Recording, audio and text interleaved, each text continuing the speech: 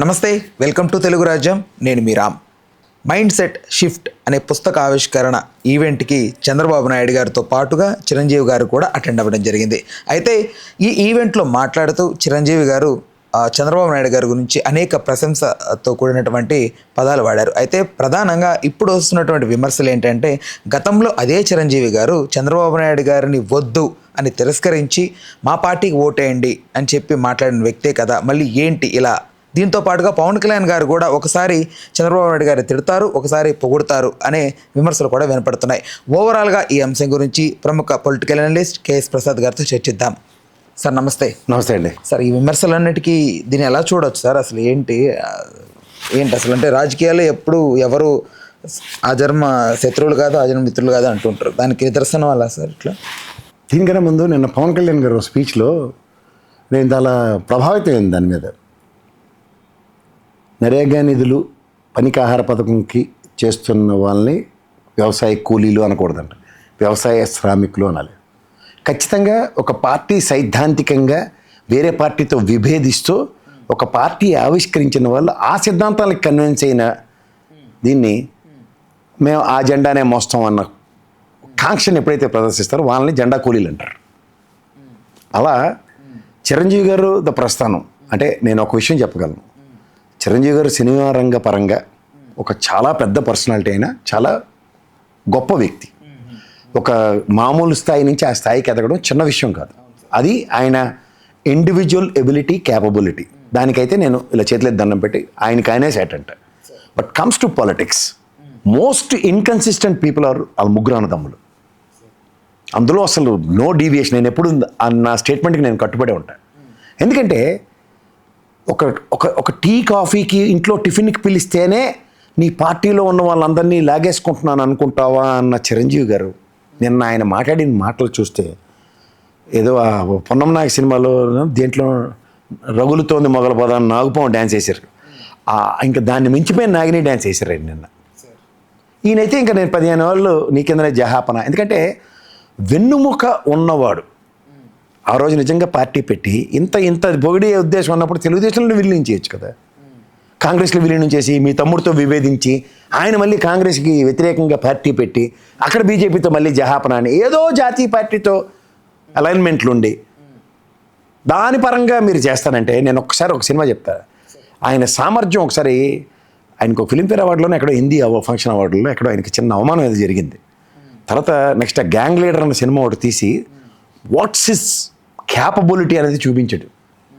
అది ఒకప్పుడు చిరంజీవి గారు ఆ విధంగా ప్రశంసలు అందుకున్నాడు అందరి దగ్గర. ఇవాళ ఆయనకి అంత ఫ్యాన్ ఫాలోయింగ్ కారణం ఏంటంటే ఇండివిజువాలిటీని 10 మంది ముందు ఎస్ అన్న ఐడెంటిటీ క్రియేట్ చేసేట అతను.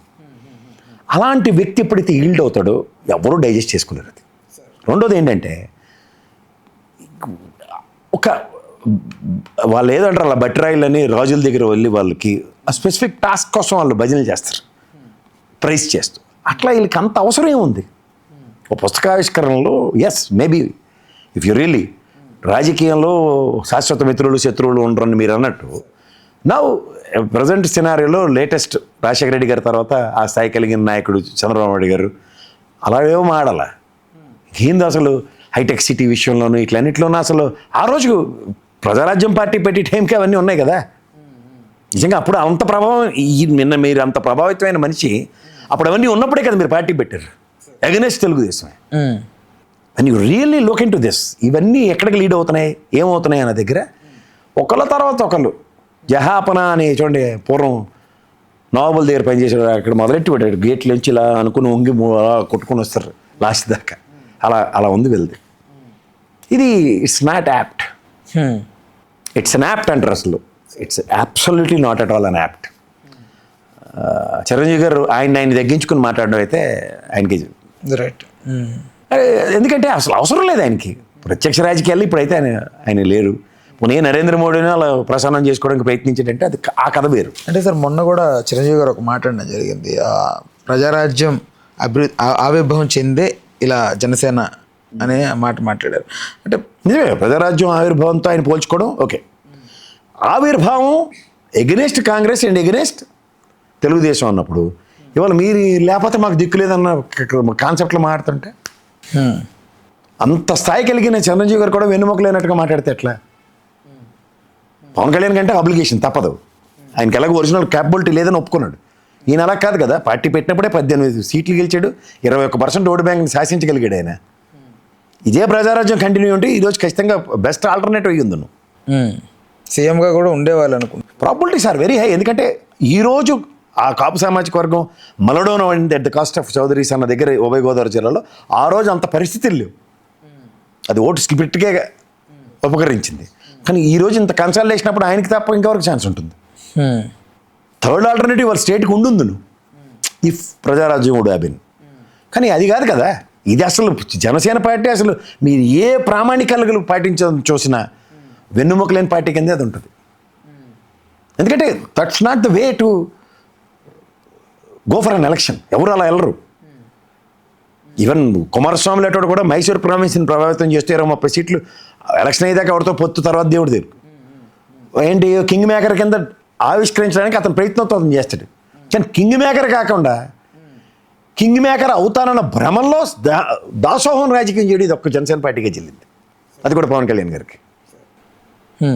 This is quite ridiculous. అంటే ఐ మీన్ టు సే, ఇప్పుడు ఓటు చీలిపోతుంది అన్నది కన్సాలిడేట్ చేయడానికి ఉపయోగపడడం కాన్సెప్ట్ ఈజ్ డిఫరెంట్. బట్ నా ప్రయత్నంగా నేను నిలబడే దగ్గర ఓటు బ్యాంకుతో నాకు సంబంధం లేదు.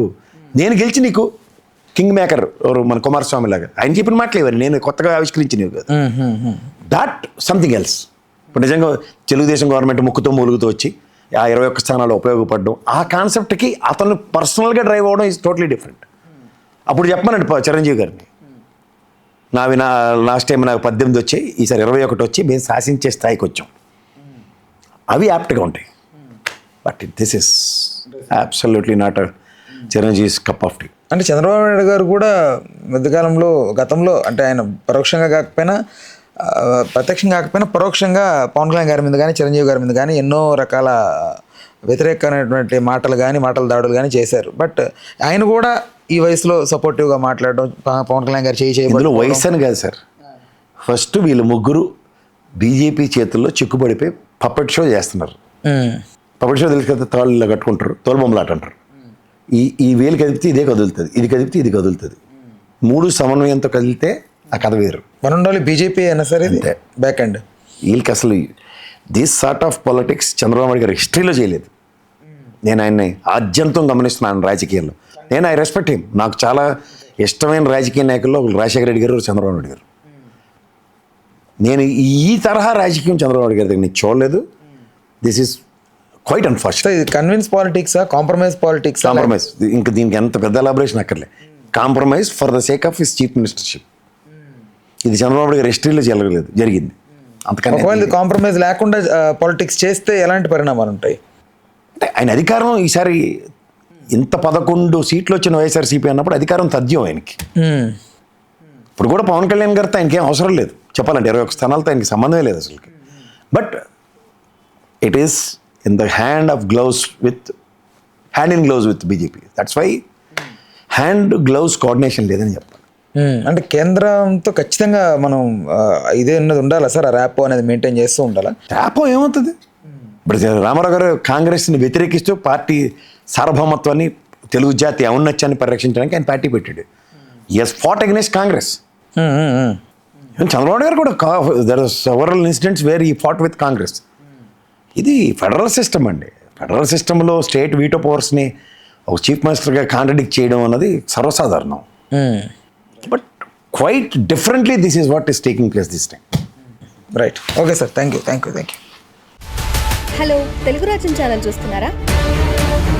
సామాజిక, రాజకీయ, జీవన చిత్రణే తెలుగు రాజ్యం. అతిశయోక్తులు, అసత్యాలు ఉండవు. రాజకీయ కోణం కాదు, ప్రజా కోణమే కొలబద్ద. తెలుగు రాజ్యం వీక్షణ మీ ఉత్తమ అభిరుచికి నిదర్శనం.